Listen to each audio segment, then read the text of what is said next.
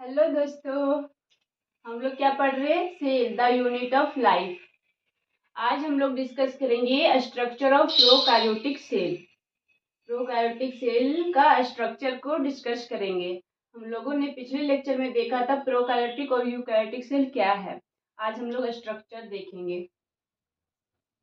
Prokaryotic prokaryotic cell क्या है, पहले ये बताइए। प्रोकैरियोटिक सेल क्या है? वैसा सेल जिसके अंदर न्यूक्लियस प्रेजेंट नहीं होगा। जैसे मान लीजिए ये एक सेल है और अगर डीएनए साइटोप्लाज्म में पड़ा हुआ है तो इस टाइप के सेल को हम लोग क्या बोलते हैं? प्रोकैरियोटिक। तो आज हम इसी सेल का स्ट्रक्चर के बारे में देखेंगे कि इसके अंदर कौन कौन सा लेयर है, कौन कौन से ऑर्गेनेल पाए जाते हैं। सबसे पहला जो है वो देखेंगे हम लोग सेल इनवेलप। सेल इनवेलप है क्या? प्रोकैरियोटिक में सेल इनवेलप तो डायग्राम के थ्रू अगर हम लोग देखें तो ज्यादा समझ में आएगा, इसलिए पहले हम लोग डायग्राम ड्रॉ करते हैं। इसलिए मैंने खाली जगह छोड़ा है ताकि मैं आपके सामने बनाऊं तो ज्यादा अच्छे तरीके से समझ में आएगी। जैसे हम पहले बनाते हैं प्लाज्मा मेम्ब्रेन। प्लाज्मा मेम्ब्रेन ये क्या है? सेल का एक प्लाज्मा मेम्ब्रेन है। इस प्लाज्मा मेम्ब्रेन के बाहर कौन से लेयर पाए जाते हैं? तो मैंने बोला था कि सेल में किसी किसी सेल में सेल वॉल प्रेजेंट होते हैं और किसी किसी में नहीं, लेकिन प्रोकैरियोटिक सेल में देखा गया कि सेल वॉल प्रेजेंट होते हैं। तो यहाँ एक लेयर और बनाया हमने, उसका नाम क्या देंगे हम? Cell wall. ये क्या है? Cell wall. और ये प्लाज्मा मेम्ब्रेन या सेल मेम्ब्रेन। क्या है? प्लाज्मा मेम्ब्रेन या सेल मेम्ब्रेन। प्रोकैरियोटिक आदि की बैक्टीरिया सेल। प्रोकैरियोटिक में ज्यादातर कौन से सेल पाए जाते हैं? तो बैक्टीरिया सेल पाए जाते हैं। तो बैक्टीरिया सेल में देखा गया है कि बाहर एक और चिपचिपा सा एक लेयर प्रेजेंट होता है, उसे हम बोलते हैं ग्लाइकोकैलिक्स।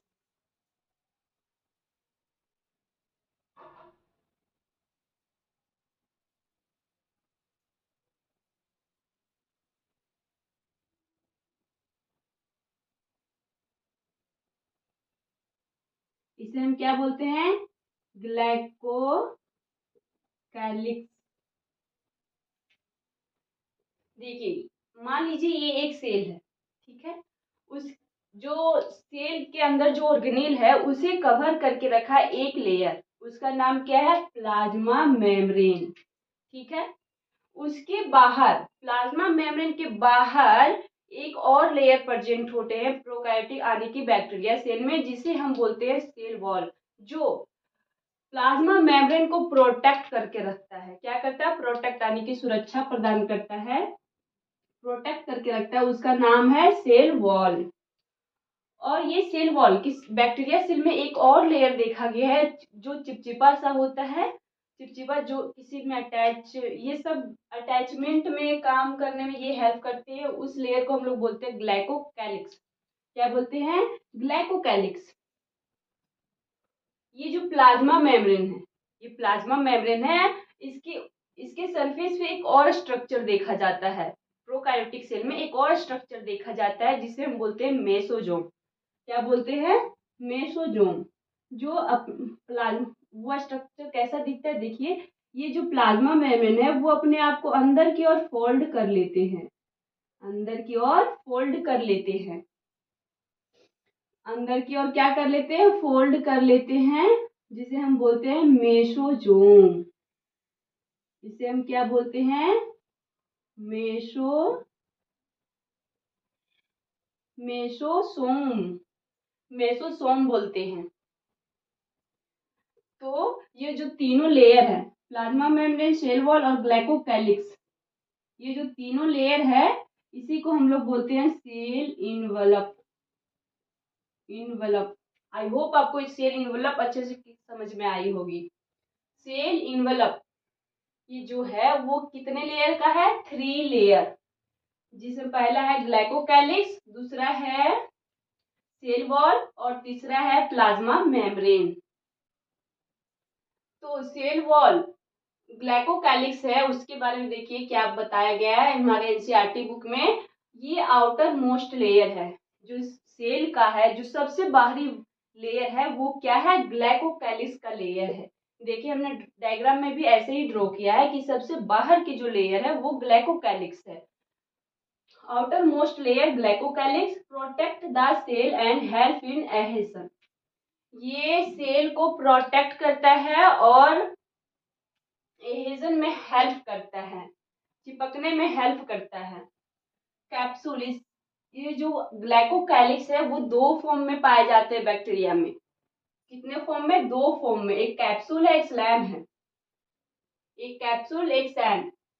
जैसे मान लीजिए अगर ये बाहर की लेयर जो है अगर वो थिक है या टाइटली है, टाइट तरीके से एकदम सेल को पकड़ के रखा है, या उसका लेयर एकदम पूरा थिक है, मोटा है, तो वो क्या हो जाएगा? कैप्सूल।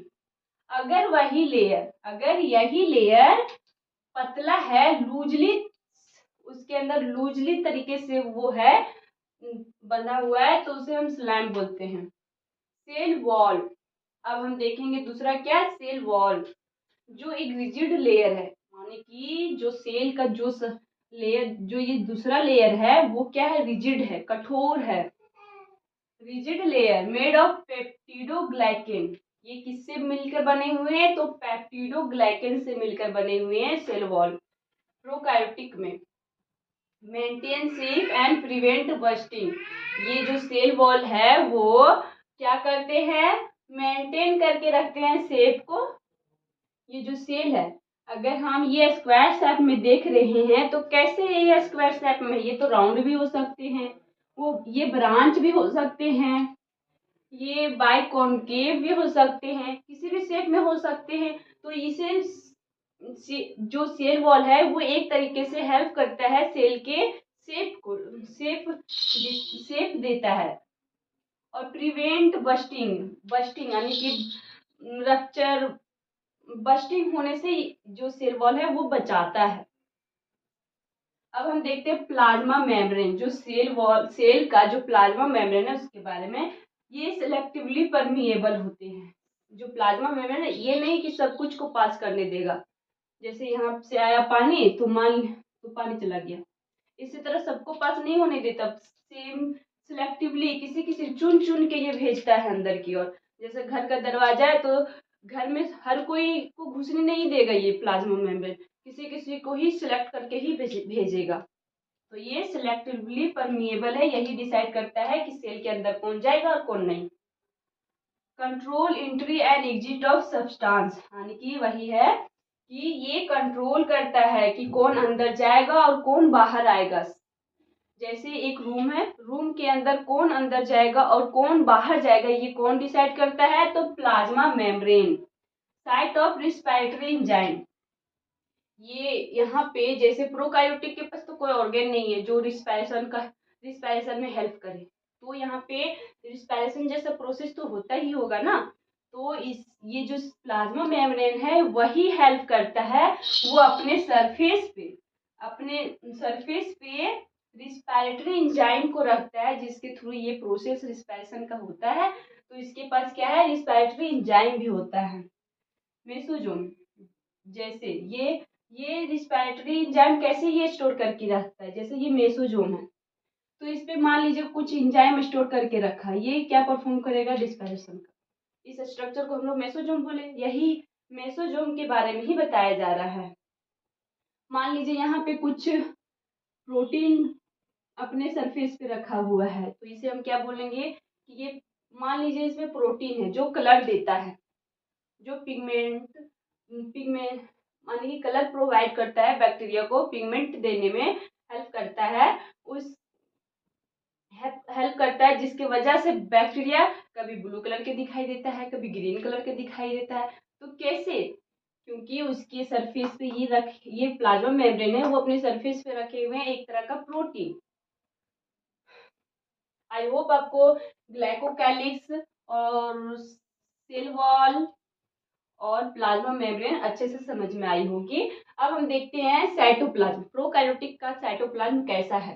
सेमी फ्लूइड मैट्रिक्स, जो ये खाली जगह है इसमें सेमी फ्लूइड यानी कि फ्लूइड एक तरफ, ये नहीं कह सकते कि सिर्फ पानी है, सेमी फ्लूइड है matrix. Lack membrane bound organelle, इसके अंदर मेम्ब्रेन बाउंड ऑर्गेनेल नहीं होगा। अब मान लीजिए ये हम प्रोकैरियोटिक का डायग्राम बनाए और इसके अंदर हम बना दिए क्या, माइटोकॉन्ड्रिया, तो ये हम नहीं कह सकते कि ये प्रोकैरियोटिक सेल का स्ट्रक्चर है। क्यों? क्योंकि इसमें मेम्ब्रेन बाउंड ऑर्गेनेल आ गए और यहाँ पे क्या बोल रहा है, लैक मेम्ब्रेन बाउंड ऑर्गेनेल, तो यहाँ पे ये हम मेम्ब्रेन बाउंड ऑर्गेनेल नहीं बना सकते। इसमें ऐसे ऑर्गेनेल प्रेजेंट होंगे जो मेम्ब्रेन बाउंड नहीं होंगे, जैसे ribosome. Contain ribosome inclusion and nucleoid, ये जो साइटोप्लाज्म है प्रोकैरियोटिक का वो क्या क्या रखता है अपने अंदर, राइबोसोम, इंक्लूजन बॉडी और न्यूक्लियोइड। न्यूक्लियोइड आगे का टर्म है, ये हम अच्छे से बताएंगे। ये सब रखता है राइबोसोम, इंक्लूजन बॉडी और न्यूक्लियोइड स्टोर कर अपने अंदर रखता है, कंटेन इसके अंदर पाए जाते हैं। अब हम देखते हैं न्यूक्लियोइड। न्यूक्लियोइड क्या है, nucleoid irregular reason containing DNA, जैसे इरेगुलर मतलब कोई शेप नहीं, किसी तरह से भी है, रीजन कंटेनिंग डीएनए, जैसे यहाँ ये साइटोप्लाज्म में कोई भी सेल के पास जेनेटिक मटेरियल तो होगा ही, आने के डीएनए, तो वो कहाँ रखा है, वो ये जो प्रोकैरियोटिक है ये अपने डीएनए को ही साइटोप्लाज्म में ही ऐसे ही छोड़ देता है। Single circular double standard DNA, यहाँ पे सिंगल है, सर्कुलर टाइप फॉर्म में है, जैसे हम यहाँ पे बना दिए तो सर्कुलर टाइप में तो हो ही गया। डबल स्टैंडर्ड डीएनए पाए जाते हैं। नॉन न्यूक्लियर मेम्ब्रेन, इसके अगल बगल देखिए क्या कोई मेम्ब्रेन से घिरा हुआ है, नहीं, ये साइटोप्लाज्म में ऐसे ही पड़े हुए नेकेड है, तो इसी स्ट्रक्चर को हम बोलते हैं न्यूक्लियोइड। क्या बोलते हैं, न्यूक्लियोइड, क्योंकि यहाँ पे न्यूक्लियस मेम्ब्रेन नहीं है, न्यूक्लियर मेम्ब्रेन नहीं है। क्यों? क्योंकि ये प्रोकैरियोटिक सेल के स्ट्रक्चर हम लोग देख रहे हैं।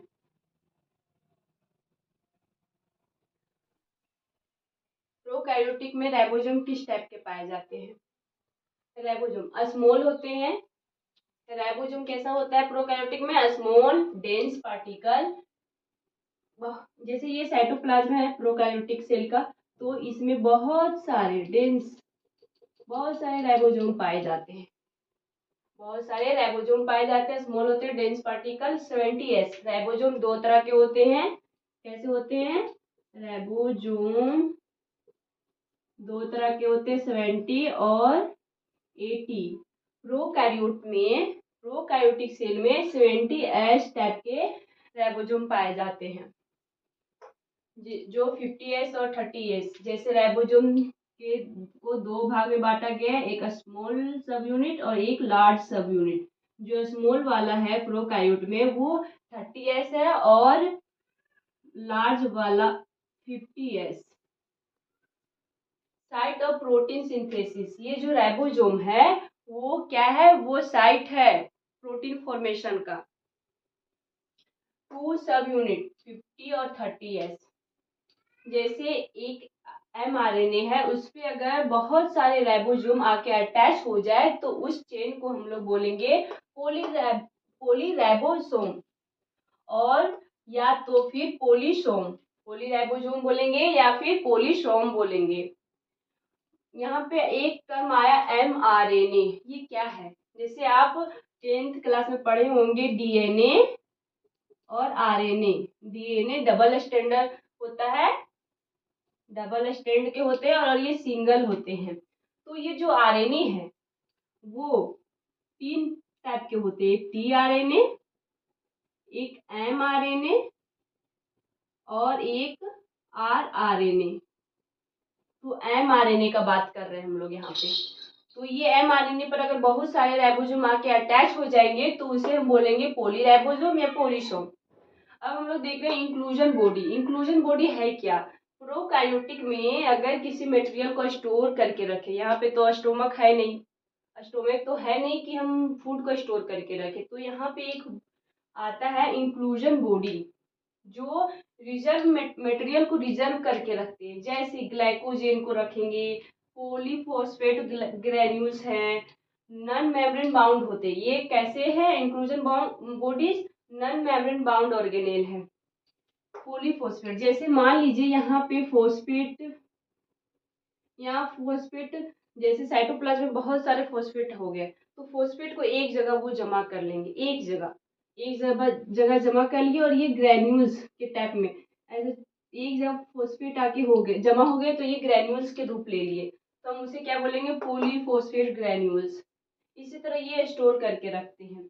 फ्लैजिला, पिलिया, फिब्री, एक और स्ट्रक्चर आता है फ्लैजिला, पिली और फिब्री। फ्लैजिला क्या है?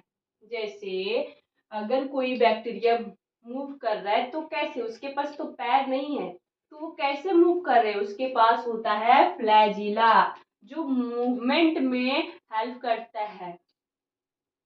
तो उसका स्ट्रक्चर कैसे होता है? जैसे मान लीजिए यहाँ यहाँ पे एक गोल सा स्ट्रक्चर होता है, और यहाँ पे जैसे यहाँ पे हो गया ये हुक के जैसा है, और ये लंबा सा एक स्ट्रक्चर निकलता है,